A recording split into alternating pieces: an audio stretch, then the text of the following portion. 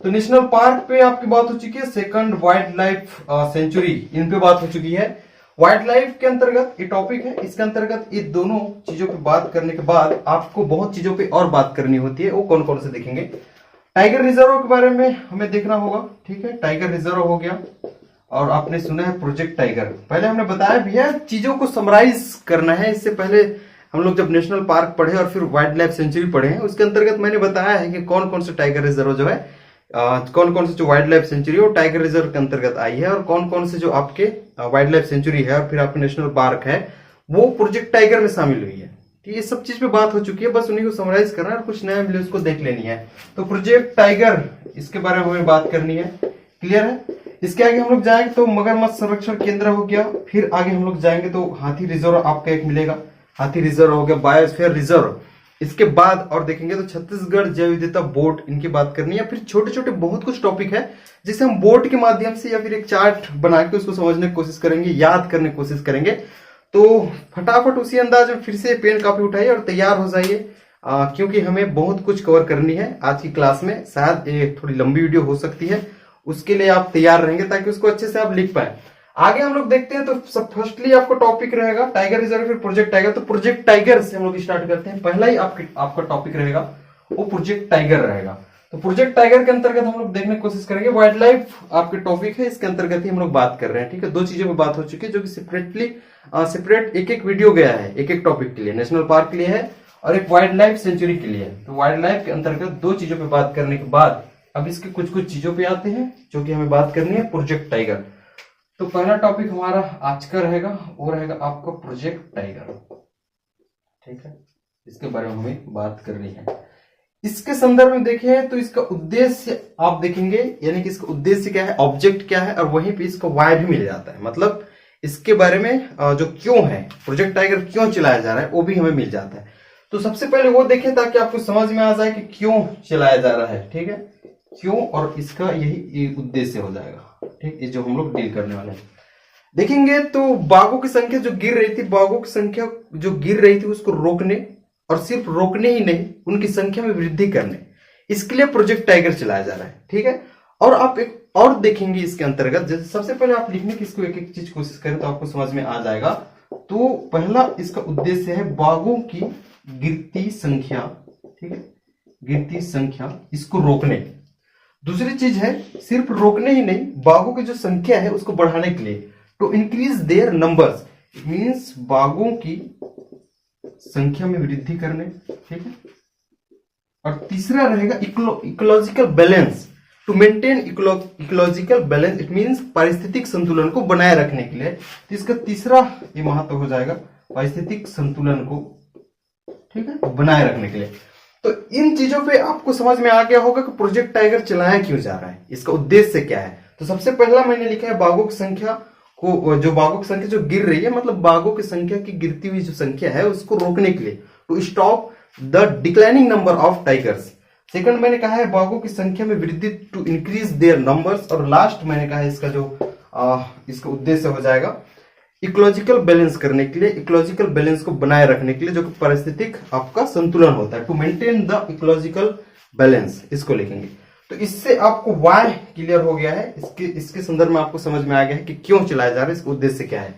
अब सवाल उठता है कि ये प्रारंभ कब से हुआ है, ठीक है, प्रारंभ कब से हुआ है, कौन से नेशनल पार्क से हुआ है और किसके नेतृत्व में हुआ है।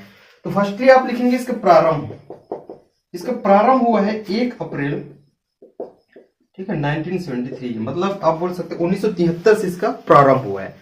अब सेकंड चीज लिखेंगे कि कहां से प्रारंभ हुआ है, कौन से नेशनल पार्क से हुआ है। तो जिम कॉर्बेट, ठीक, जिम कॉर्बेट नेशनल पार्क, यहां से इसका प्रारंभ किया गया। तो 1 अप्रैल 1973 से जिम कॉर्बेट नेशनल पार्क से कैलाश सांखला, ठीक है, कैलाश सांखला को टाइगर मैन ऑफ इंडिया कहा जाता है, ठीक है, ये टाइगर मैन ऑफ इंडिया कहलाते हैं। तो कैलाश सांखला के नेतृत्व से 1 अप्रैल 1973 से जिम कॉर्बेट नेशनल पार्क से स्टार्ट इसे किया गया है, इसका प्रारंभ किया गया है। तो ये आप लिख सकते हो नेशनल पार्क है, इस नेशनल पार्क से किया गया है, ये नेतृत्व करता हो जाएंगे आपके, मतलब इसके नेतृत्व में यहाँ प्रारंभ किया गया है, ठीक। तो ये इतने चीजों पे बात करने के बाद अब छत्तीसगढ़ के संदर्भ में आएंगे कि छत्तीसगढ़ में कौन कौन से हैं जो आपके प्रोजेक्ट टाइगर में शामिल है। ठीक है, इतनी चीजों पे आपकी बात हो जाएगी। अब हमें एक एक करके देखना होगा, और आप याद कीजिए, पहले मैंने बताया है उनके बारे में जिक्र किया है जब मैं नेशनल पार्क पढ़ा रहा था, और आपको याद भी आ जाएगा। हमने नेशनल पार्क पे बात करी है, वाइल्ड लाइफ सेंचुरी पे हमने बात करी है, तो वहां पे मैंने बताया है, ठीक है, तो आपको समझ में आ जाएगा। पहला ये आपका इंद्रावती है, ठीक, ये नेशनल पार्क है, बीजापुर में स्थित है, और इसे 1983 में जो है आपको प्रोजेक्ट टाइगर में शामिल किया गया है। तो एक एक करके मैं बताऊंगा, नाम लिख लेते हैं। सबसे पहले इंद्रावती मैंने कहा है, फिर आपका हो जाएगा सीता नदी, ठीक, सीता नदी प्लस उदंती लिखेंगे, ये एक ही है लेकिन दोनों को मिलाकर जो है प्रोजेक्ट टाइगर में शामिल किया गया है। इसके बारे में भी मैंने आपको बताया है। इसके बाद और देखेंगे आप, तो इंद्रावती हो गया, सीता नदी प्लस उदंती, फिर एक हो जाएगा आपका अचानकमार, ठीक, अचानकमार। तो इतने जो है आपको वाइल्ड लाइफ सेंचुरी और फिर नेशनल पार्क, ठीक है, ये नेशनल पार्क है, ये वाइल्ड लाइफ सेंचुरी आपको पता है, और ये भी वाइल्ड लाइफ सेंचुरी है, ये प्रोजेक्ट टाइगर में शामिल हुए हैं। तो इंद्रावती, ठीक है, ये आपको बीजापुर में है। अब सीता नदी और उदंती, इसकी स्थिति आप देखेंगे तो सीता नदी आपका धमतरी में, आपको पता है, और आपको उदंती ये गरियाबंद, ठीक। अचानकमार देखेंगे तो ये मुंगेली में है। और अब याद रखो आप, या फिर याद करो, इससे पहले मैंने बताया है कि इंद्रावती कब शामिल हुए, मतलब हुआ है, और फिर आपका सीता नदी और उदंती अभ्यारण्य कब शामिल हुए हैं।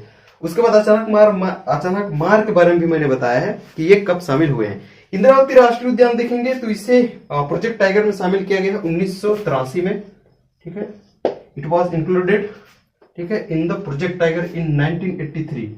उसके बाद देखेंगे सीता नदी प्लस उदंती, ये दोनों को मिला के किया गया, मतलब इसे एक लेना है आपको, ठीक है, एक है, ये जो है प्रोजेक्ट टाइगर में शामिल हुआ है 2006 में। इन द ईयर 2006 सीता नदी wild life sanctuary was included in the project tiger with Udanti wild life sanctuary, ऐसा आप कह सकते हो। अचानकमार के बारे में देखेंगे तो अचानकमार भी 2006 में ये भी शामिल हुआ है। In the year 2006 Achanakmar wild life sanctuary was included in the project tiger bye the central government, इसकी आप बात कर सकते हो। तो ये तो रहा आपका प्रोजेक्ट टाइगर के बारे में। इसके बाद अब अगला आपका टॉपिक होनी चाहिए टाइगर रिजर्व के बारे में, ताकि चीजें आपकी क्लियर होंगी, मिला के हम लोग पढ़ेंगे, ताकि प्रोजेक्ट टाइगर भी समझ पाओ और आपका टाइगर रिजर्व भी समझ पाओ। उसके बारे में भी हमने बात कर लिया है कि कौन कौन से हैं वहां पे, और ये भी देख लिया है कि उसे क्यों बनाया गया है, मतलब क्यों संचालित किया जा रहा है, ठीक है। तो हम डायरेक्ट आ जाएंगे। अब आपका अगला रहेगा वो है आपका टाइगर रिजर्व, ठीक है, टाइगर रिजर्व। इसमें सबसे पहले ध्यान दीजिए, ठीक, इसके क्षेत्रफल पर। इसका जो क्षेत्रफल रहता है वो 2 जोन्स में डिवाइड रहता है, मतलब एक होता है कोर जोन, इसके बारे में भी मैंने आपको बताया, मतलब सभी चीजों पे हमने बात कर ली है। अगर आप उसको अच्छे से देखे होंगे, नेशनल पार्क होगा और वाइल्ड लाइफ सेंचुरी, जब हमने जैसे इंद्रावती के बारे में बात की, जहां भी मैंने बताया है वो इसी के बारे में बताया था, और आज उसी को करके हम लोग लिख रहे हैं। इससे भी आपको आसानी होती है। इसमें कोर जोन होता है, ठीक है, और बफर जोन होता है, 2 जोन तो होते हैं, इससे पहले आप लिख लीजिए। इसके बारे में मैंने आपको बताया था कि कोर जोन और बफर जोन में अंतर क्या है। कोर जोन देखेंगे तो जितना भी क्षेत्रफल है, तो ये कोर जोन, ठीक है, ये पूरा क्षेत्रफल है, किसी भी आपका जहां पे आपका टाइगर रिजर्व है, ये क्षेत्रफल है। तो मान के चलो ये बीच में होता है, ये कोर जोन है, ठीक है। कोर जोन का मतलब यह है कि यहाँ बाह्य हस्तक्षेप या बाह्य आपकी गतिविधि होती है, फिर मानवीय गतिविधि होती है, पूर्णतः प्रतिबंधित होती है, ठीक है। तो कोर जोन वो है जहां पे मानवीय गतिविधि पूर्णतः प्रतिबंधित होती है, और बफर जोन ये थोड़ा सा यहाँ का रूल लचीला होता है इसके कंपेयर में, ठीक। तो कोर जोन में जो रूल है बहुत हार्ड होता है, कठोर होता है। यहाँ पे आप मानवीय एक्टिविटी नहीं कर सकते, यहाँ पे कोई भी बाह्य एक्टिविटी नहीं हो सकती है, बहुत गाइडलाइंस का फॉलो करना पड़ता है, तभी यहाँ पे इंटर किया जाता है, ठीक। आप देखेंगे बफर जोन में तो यहाँ थोड़ी बहुत आपकी गतिविधि हो सकती है। अब छत्तीसगढ़ के संदर्भ में आइए, छत्तीसगढ़ में कौन कौन से नेशनल पार्क है, टाइगर रिजर्व, जो कि आपको वाइल्ड लाइफ सेंचुरी और टाइगर रिजर्व शामिल है। पहले आप फिर से लिखेंगे इंद्रावती, ये भी यहाँ पे है, ठीक है। दूसरा आप लिखेंगे सीता नदी, ठीक, ये आपका सीता नदी हो जाएगा। तीसरा आपका अचानकमार, क्लियर है। और चौथा, ठीक है, इस इंद्रावती, सीता नदी प्लस उदंती यहाँ पे लिखेंगे, सेम रहेगा, बस इसके ईयर बदल जाएंगे, ठीक। अचानकमार देखेंगे, उसके बाद एक आपका नया है जो गुरु घासीदास, जो आपका राष्ट्रीय उद्यान है, ठीक है। इसे तमोर पिंगला, आपको मैंने बताया है Tamor Pingla wildlife century कहाँ पे है, ठीक। तो ये हो जाएगा आपका इंद्रावती, और ये हो जाएगा आपका सीता नदी और उदंती। अचानक मार के बारे में हमें देखनी है, और उसके बाद आपका गुरु घासीदास नेशनल पार्क और आपका तमोर पिंगला, ये टाइगर रिजर्व में जो है शामिल है। फिर टाइगर रिजर्व को दर्जा दिया गया है, घोषित किया गया है। इंद्रावती देखेंगे फिर से, आप तो जानते हैं बीजापुर में है, इसके बारे में मैंने बता दिया है कि ये धमतरी में, गरियाबंद में है। अचानक मार, ये मुंगेली, और फिर गुरु घासीदास, इसको आप देखेंगे, ठीक है। तो इसको 3 जिला आ जाएगा इसके बारे में, एक एमसीबी, ठीक है, मनेन्द्र के टीम में भरतपुर लिखेंगे, कोरिया और सूरजपुर, ये तीनों जगह में, ये दोनों मिला के आप लिख लो, एमसीबी, कोरिया और सूरजपुर, ठीक है। यहाँ पे आप सूरजपुर लिख लेना, ठीक। तो इसकी लोकेशन आपको समझ में आ गया है। अब इसके ईयर देखते हैं, कौन कौन से ईयर में इन्हें टाइगर रिजर्व का दर्जा दिया गया है। इससे पहले मैंने बताया था आपको, ठीक है, इंद्रावती के बारे में।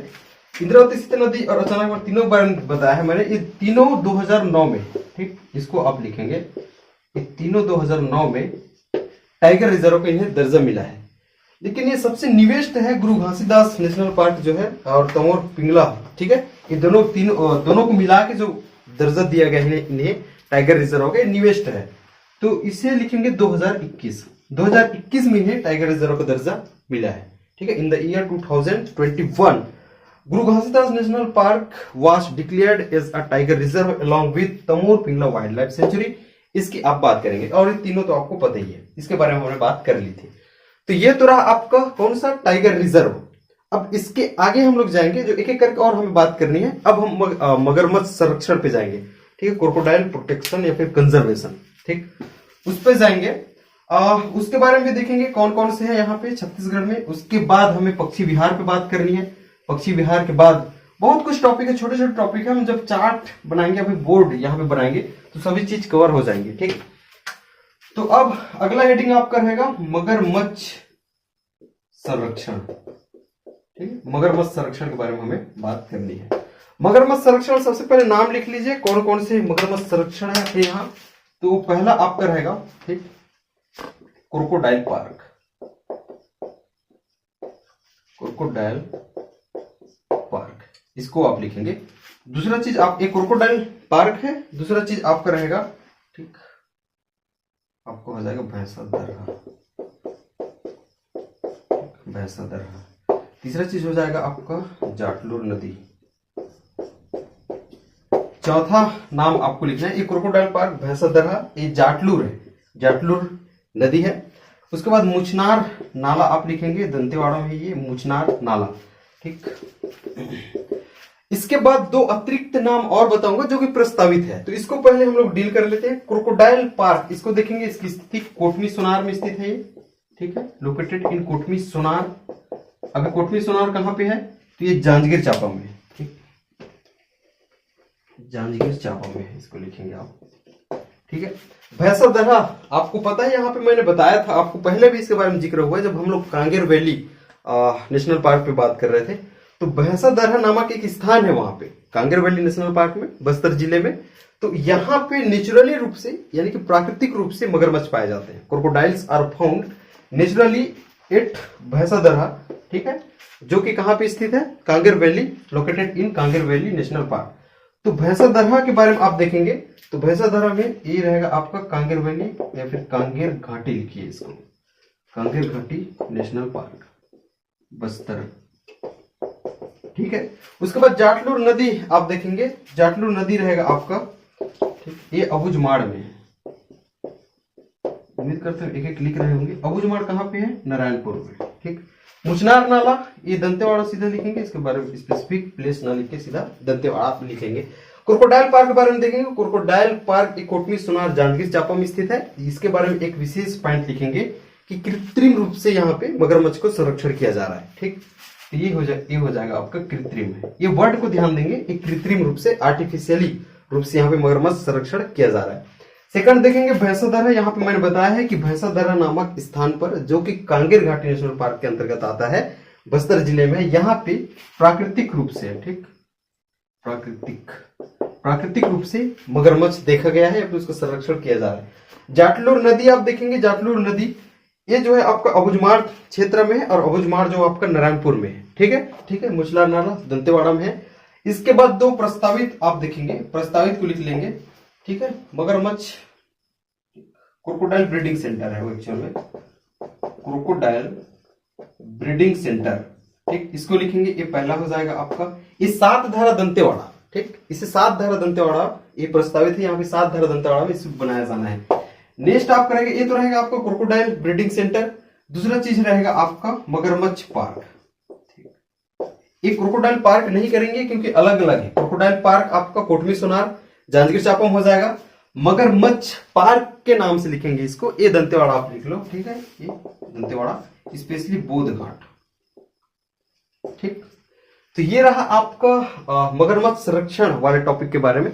अब इसके आगे हम लोग पक्षी विहार के बारे में बात कर लेते हैं, जहां पे एक एक करके हम लोग देखते हैं पक्षी विहार में कौन कौन से अपने यहाँ पक्षी विहार। बहुत कुछ टॉपिक को आज छूना है हमें, ताकि वाइल्ड लाइफ के जितने भी छोटे छोटे टॉपिक है वो सब खत्म हो जाए। आपको अभी बहुत कुछ यहाँ पे देखना पड़ेगा, तक्षक नाग हमें देखना है, बहुत कुछ टॉपिक है। लेमरू हाथी रिजर्व के बारे में देखना है, तितली पार्क देखना है, नीलगाय वाला देखना है, हमें सब कुछ आज कवर हो जाएगा। इस प्रकार आपको वाइल्ड लाइफ आज आपको कंप्लीट मिल जाएगी, ठीक है। इसके बाद हम लोग स्टार्ट करेंगे 1 पे जाना है। एक्चुअली वो इकोनॉमी जियोग्राफी का पार्ट हो जाता है, आगे हम लोग देखेंगे उसको किस प्रकार से डील करेंगे। यहाँ पे देखेंगे अब हमारा रहेगा पक्षी विहार, ठीक, पक्षी विहार के बारे में। इसके भी सिंपली नाम लिख लेते हैं कौन कौन से पक्षी विहार अपने यहाँ है, ताकि हमें उसके लोकेशन को देख लिया और वही पूछा भी जाता है। पक्षी विहार सबसे पहले देखेंगे गिधवा, ठीक है, गिधवा पक्षी विहार हो जाएगा। सेकंड चीज रहंगी पक्षी विहार हो जाएगा, क्लियर है, गिधवा। उसके बाद रहंगी देखेंगे, और एक हो जाएगा आपका लामनी पार्क में, ठीक है, लामनी पार्क में हो जाएगा। और एक आपका नीमगांव, ठीक है, नीमगांव पक्षी विहार हो जाएगा। एक एक करके अब इसके लोकेशन देखते हैं। गिधवा पक्षी विहार ये देखेंगे तो ये आपका रहेगा आपका बेमेतरा में, ठीक, लेकिन इसमें लिखेंगे इसके साइड में ही लिखेंगे, कोष्टक डाल के आप लिखेंगे चिरई तिहार या फिर चिरई महोत्सव, ठीक है, या फिर पक्षी महोत्सव। तो 2-3 नाम लिखेंगे, चिरई महोत्सव भी लिखेंगे, चिरई त्योहार भी लिखेंगे, चिरई तिहार भी लिखेंगे, और पक्षी महोत्सव भी किसी भी नाम से पूछा जा सकता है। प्रदेश का पहला पक्षी महोत्सव का आयोजन यहाँ पे किया गया था, आपको पता होगा, गिधवा परसोदा, ठीक है, गिधवा परसोदा आपको हो जाएगा बेमेतरा में। इसको आप कंप्लीट लिखेंगे, गिधवा परसोदा बेमेतरा, ठीक। पहला प्रदेश का पहला पक्षी महोत्सव आयोजित यहाँ पे हुई थी। ये नांदघाट लिख लेना इसका, ठीक है, नांदघाट यहाँ पे स्थित है। गिधवा पक्षी विहार नांदघाट में स्थित, नांदघाट बेमेतरा में स्थित है, लेकिन गिधवा पक्षी महोत्सव एक गिधवा परसोदा बेमेतरा में किया गया है या फिर आयोजित किया गया था। ये प्रदेश का पहला पक्षी विहार है, इसको भी लिखेंगे, it is the first bird aviary of the state, या फिर बर्ड सेंचुरी भी इसके लिए वर्ड यूज किया जाता है। रहेंगी देखेंगे, रहेंगी पक्षी विहार ये बिलासपुर में है, ठीक है, ये बिलासपुर में है, प्रदेश का दूसरा पक्षी विहार है। उसके बाद लामनी पार्क में देखेंगे, लामनी पार्क में जो पक्षी विहार है ये जगदलपुर में है, जेडीपी। नीमगांव देखेंगे तो ये जसपुर में है, नीमगांव जलाशय, ठीक है। इसके बारे में 3 प्रजाति आपको याद रखना होता है, ठीक है, उतना इंपॉर्टेंट हालांकि पूछ भी सकता है। हेडेड कुछ लिख लीजिएगा, हेडेड कुछ या फिर गुज है, हेडेड गुज। नॉर्दर्न नेम सुन मतलब आवाज सुन के लिखेंगे, हेडेड गुज है, ठीक, ये आपका हो जाएगा गुज। नॉर्दर्न पिंटेल, ठीक है। उसके बाद हो जाएगा आपका रूडी सेल्डक, ठीक। तो हेडेड गुज, नॉर्दर्न पिंटेल, रूडी सेल्डक। लेकिन सबसे पहले आपको काम करना है, आपको सबसे पहले गिधवा पक्षी विहार कहां पे स्थित है, पहला कौन सा है, रहंगी पक्षी विहार कहां पे स्थित है, ये दूसरा है, और लामनी पार्क वाला ये कहां पे स्थित है, ये नीमगांव पक्षी विहार मैं बोल रहा हूं, ये कहां पे स्थित है, इसको पहले खत्म करना है। उसके बाद आप एक्स्ट्रा चीज देख लीजिएगा, ठीक है, क्योंकि पूछा ये जाता है कि वो कहां पे स्थित है। तो ये आपका पक्षी विहार भी हो गया। तो अब तक आपने पढ़ा है प्रोजेक्ट टाइगर के बारे में, टाइगर रिजर्व के बारे में, पक्षी विहार भी आपका हो गया, और इससे पहले हमने मगरमच्छ संरक्षण पे बात करी है। अब नेक्स्ट आपका रहेगा प्रदेश का पहला जंगल सफारी, इसको आप लिखेंगे। छोटा छोटा टॉपिक है, इसलिए मैं चाह रहा हूं कुछ टॉपिक को ऐसे कर लेते हैं जो कि इंपॉर्टेंट है, ताकि आपका एक नोट्स तैयार हो जाए, फिर एक बोर्ड के माध्यम से फिर एक चार्ट बना के सभी को कवर हम लोग कर लेंगे, ठीक है। तो यहाँ पे आप देखेंगे अगला टॉपिक आपका रहेगा, ठीक है, जंगल सफारी करके एक आप हेडिंग डालें, इसके अंतर्गत हम लोग देखेंगे जंगल सफारी। इसमें पहला चीज रहेगा प्रदेश का, ठीक, इसमें पहला है जंगल सफारी में, पहला है प्रदेश का पहला जंगल सफारी, ठीक, ये आपका पहला ही हेडिंग है। ये देखेंगे इसका स्थान तूताग्राम, ठीक है, तूताग्राम, अटल नगर लिखेंगे, अटल नगर, ये नया रायपुर है, ठीक, नया रायपुर का नाम अटल नगर रखा गया, आपको पता ही है। तो प्रदेश का पहला जंगल सफारी तूताग्राम अटल नगर में स्थित है। इसका क्षेत्रफल देखेंगे तो 202, ये मानव निर्मित एशिया का, ठीक है, ये सिर्फ भारत की बात नहीं कर रहा हूं, एशिया का पहला मानव निर्मित जंगल सफारी, सबसे बड़ा, ठीक है, एशिया का सबसे बड़ा मानव निर्मित, ठीक, मानव निर्मित जंगल सफारी। जंगल सफारी में आपको दूसरा रहेगा, ठीक है, द्वितीय जंगल सफारी या फिर दूसरा जंगल सफारी, इसको लिखेंगे, पूरा लिखेंगे आप। ये प्रस्तावित है, कहां पे प्रस्तावित है उसको देख लेंगे। तो ये आपका रामचुआ हार्मो, रामचुआ हार्मो या फिर हार्मो लिख लीजिए, ये आपका कवर्धा में, ठीक है। इसके बारे में भी हमने पहले बात कर ली है, बायोस्फीयर रिजर्व के बारे में, जहां पे एक ही तो है अपने यहाँ छत्तीसगढ़ में, जो कि आपका मुंगेली वाला क्षेत्र में आ जाएगा, अचानक मार्ग, और उसे अमरकंटक के साथ मिलाकर बायोस्फीयर रिजर्व घोषित किया गया केंद्र सरकार के द्वारा। हम इसको देख लेते हैं ताकि इसके बारे में इसका नोट्स भी बन जाए।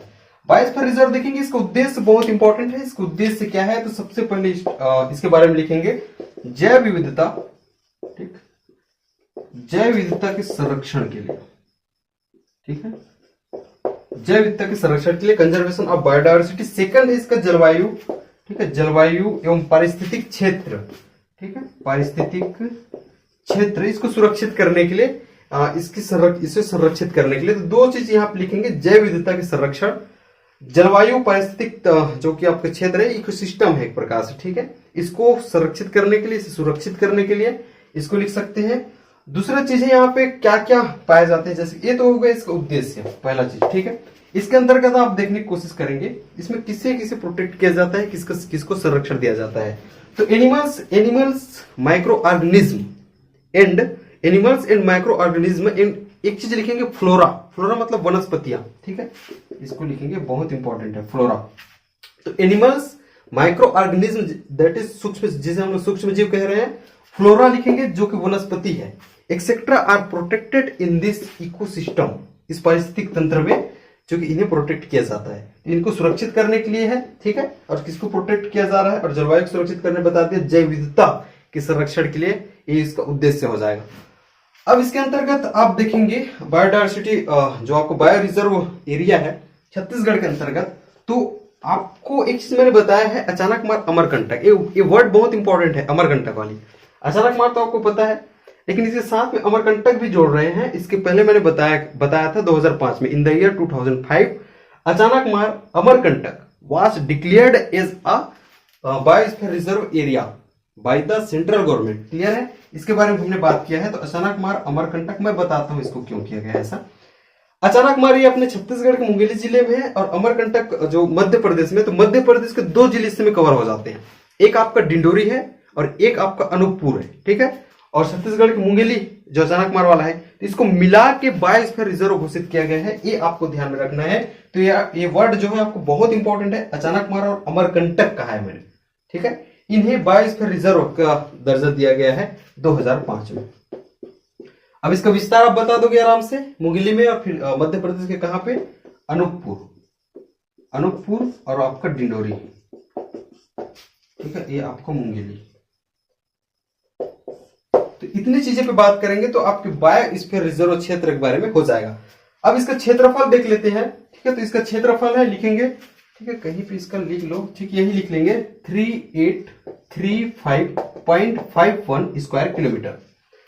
अब छत्तीसगढ़ में कितना उपस्थित है, तो ये हो जाएगा आपका 2610 स्क्वायर किलोमीटर छत्तीसगढ़ में स्थित है, जिनमें से 551 स्क्वायर किलोमीटर कोर जोन, ठीक है। कोर जोन आप समझ गए होंगे आप।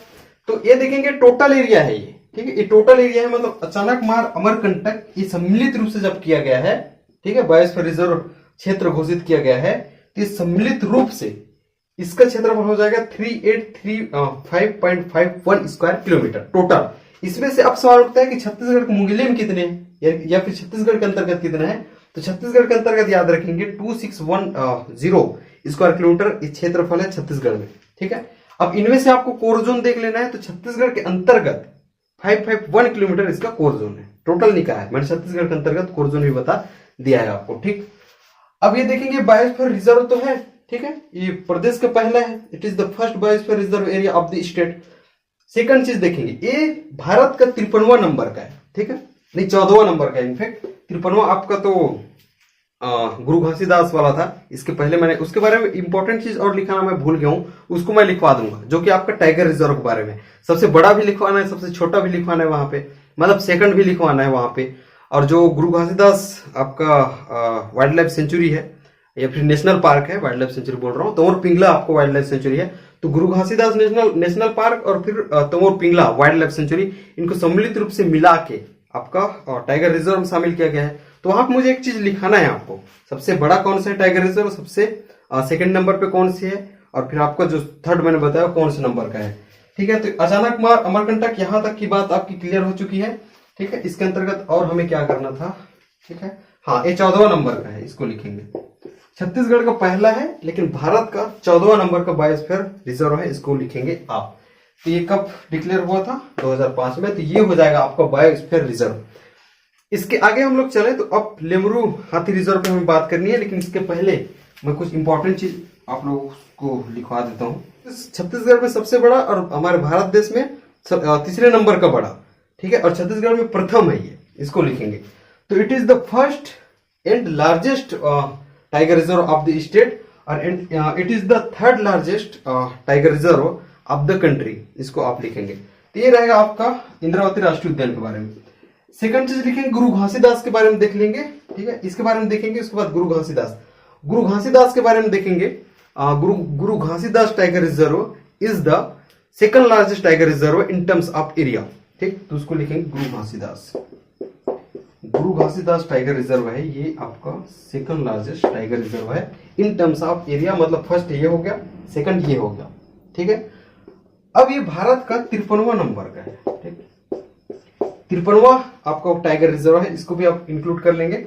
गुरु घासीदास के बारे में एक चीज और देख लेंगे, इसका टोटल क्षेत्रफल देखना है, तो ये आपका हो जाएगा 2829 स्क्वायर किलोमीटर।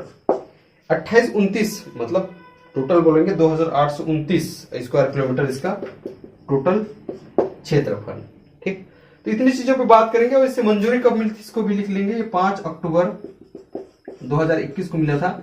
ये प्रदेश का पहला टाइगर रिजर्व है, प्रदेश का सबसे बड़ा टाइगर रिजर्व है इन टर्म्स ऑफ एरिया, और ये भारत देश का, हमारे देश का ये तीसरा बड़ा टाइगर रिजर्व है। अगला आपका रहेगा लेमरू हाथी रिजर्व। आप एक चीज यहाँ पे देख लेंगे कि हाथी रिजर्व क्यों चलाया जा रहा है, फिर हाथी रिजर्व क्यों किया जा रहा है, ठीक है। तो इसका उद्देश्य यह है, आपने एक चीज सुना है, वन्य जीव और फिर मनुष्य के बीच में कॉन्फ्लिक्ट, हाथियों के बारे में बहुत कुछ सुना है, ठीक है, कहीं पे किसी को मार दिया, ये बहुत संघर्ष का भी विषय है, इसको भी रोकने। और सेकंड चीज यहाँ पे देखेंगे, जब ये इधर उधर रहते हैं, इसको स्थायी निवास भी प्रदान करना है। जब ये इधर उधर रहते हैं तो बहुत नुकसान पहुंचाते हैं, तो उस नुकसान को रोकने और फिर इन्हें स्थायी जीवन प्रदान करने, ठीक है, स्थायी जीवन प्रदान करने या फिर बोल सकते हैं स्थायी निवास प्रदान करने एक्चुअल में, ठीक। तो इन्हें स्थायी निवास प्रदान करने के लिए इस मतलब हाथी रिजर्व चलाया जाता है, फिर हाथी रिजर्व की स्थापना की गई है, ठीक है। यहां पे देखेंगे लेमरू हाथी रिजर्व, ये प्रदेश का पहला हाथी रिजर्व है, इसको लिखेंगे it is the first elephant reserve of the state. Second चीज इसका आप क्षेत्रफल देख लेंगे तो 1995 स्क्वायर किलोमीटर, ठीक है। तो 1995 इसका स्क्वायर किलोमीटर क्षेत्र हो जाएगा, इसका क्षेत्र है। इसका कोर जोन कोरबा में है, एक एक करके आप लिखते जाएंगे, ठीक है। कोर जोन कोरबा में है, मतलब इसका विस्तार कहां कहां पे उसको मैं बता रहा हूं, लेकिन उसमें भी कोर जोन कहां पे है, कोरबा में। इसका विस्तार 3 जिला में, एक लिखेंगे आप कोरबा, ठीक है, एक आपको हो जाएगा सरगुजा और एक हो जाएगा आपका रायगढ़। एक एक करके आप लिखेंगे, इधर उधर भले इधर उधर लिख रहा हूं मैं जल्दी जल्दी चक्कर में, तो एक एक करके आप लिखेंगे कोरबा, सरगुजा और रायगढ़, ठीक है। ये 3 जिलों में स्थित है, लेकिन 4 वन क्षेत्र के अंतर्गत आते हैं। कोरबा में 2 वन क्षेत्र है, एक कोरबा और फिर एक कटघोरा। तो कोरबा और कटघोरा ये वन क्षेत्र है, इसको भी आप लिख सकते हो, ठीक है। यहां पे लिख लो आप कोरबा और आपको हो जाएगा कटघोरा, ये 2 वन क्षेत्र के अंतर्गत आते हैं, ठीक है। इसके अतिरिक्त सरगुजा में सरगुजा वन क्षेत्र है, ये सरगुजा वन क्षेत्र हो जाएगा। और एक रायगढ़ में देखेंगे धर्मजयगढ़, ठीक है, ये थोड़ा एक ही जैसे है रायगढ़, ठीक है। रायगढ़ में धर्मजयगढ़ वन क्षेत्र है। तो मैं एक बार फिर से बता दूं, कोरबा और कटघोरा वन क्षेत्र, सरगुजा वन क्षेत्र, धर्मजय वन क्षेत्र, इस प्रकार ये धर्मजयगढ़ वन क्षेत्र, इस प्रकार ये 4 वन क्षेत्र के अंतर्गत आते हैं। और जिले देखेंगे तो 3 ही जिले हैं, कोरबा वन क्षेत्र या फिर कोरबा में यहाँ इसका कोर जोन है। तो इतनी चीजों पर बात करोगे तो लेमरू हाथी रिजर्व पे बात हो जाएगी। अब हम आगे बढ़ते हैं जो कि रहेगा आपका छत्तीसगढ़ जैव विविधता बोर्ड। ठीक है, इसका आपका वो पता चल जा रहा है कि इसका उद्देश्य क्या है। तो ये जैव विविधता संरक्षण इसका उद्देश्य हो जाएगा। ठीक है, और साथ में और देखेंगे तो जैव विविधता के जो घटक होते हैं उसको सतत उपयोग के लिए, ठीक है, छत्तीसगढ़ जैव विविधता बोर्ड। ठीक, यहां पे लिख लेंगे छत्तीसगढ़। इसका निर्माण 2006-7 में किया गया है, इसकी स्थापना 2006-7 में किया गया है। इसका उद्देश्य आप देखेंगे, ठीक, एक एक करके लिखेंगे।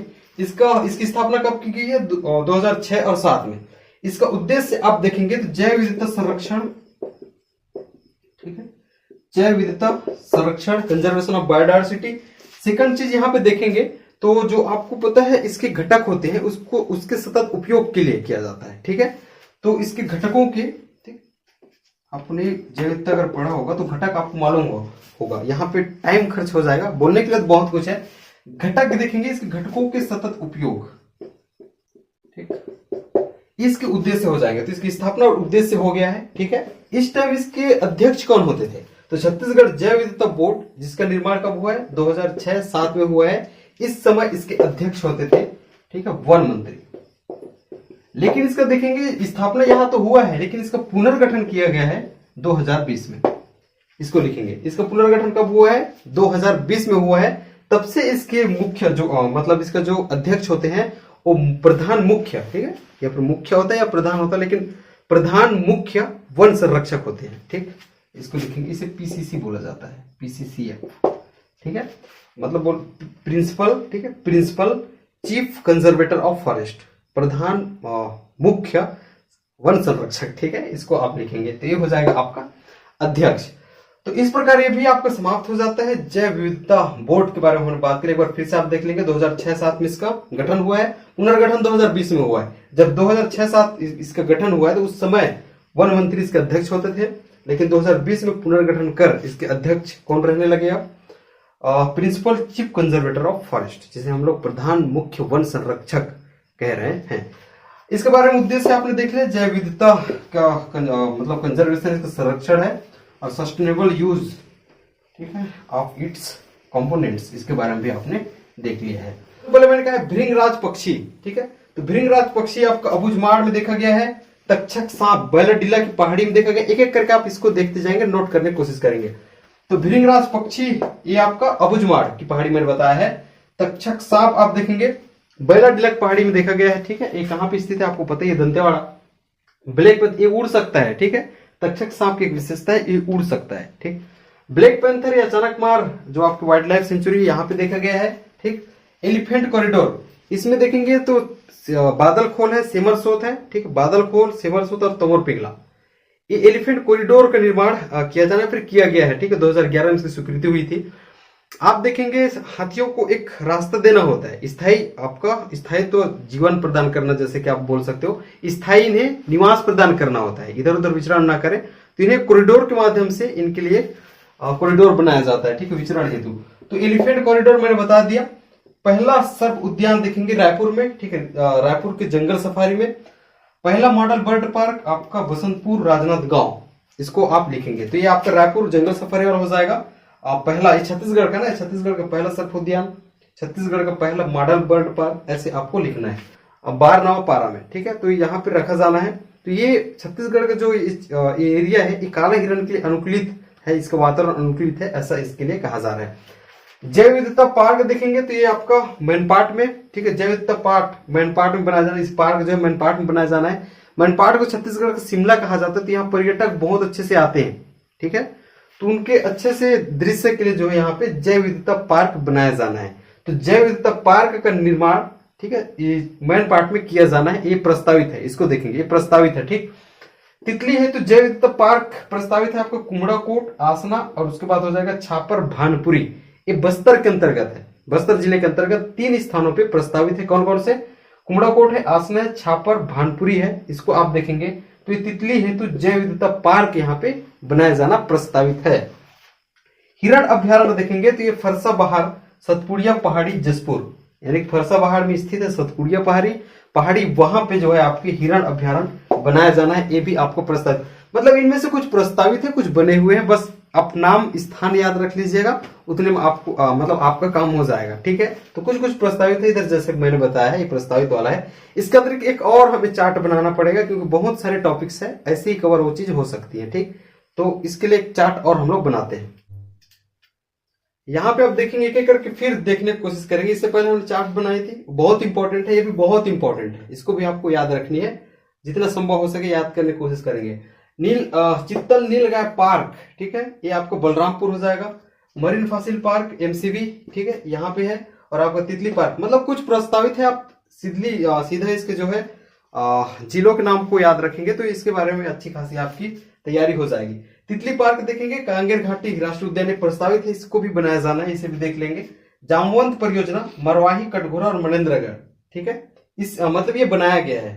ठीक है, तो ये हो जाएगा मरवाही, फिर कटघोरा कनेक्ट है, फिर मनेन्द्रगढ़ एक कनेक्टेड है जामवंत परियोजना के अंतर्गत। औषधि पौधा प्रसंस्करण केंद्र देखेंगे तो ये धमतरी में, महुआ प्रसंस्करण केंद्र ये राजनांदगांव में, ठीक है। उसके बाद लामनी पार्क जगदलपुर, ये जगदलपुर में है।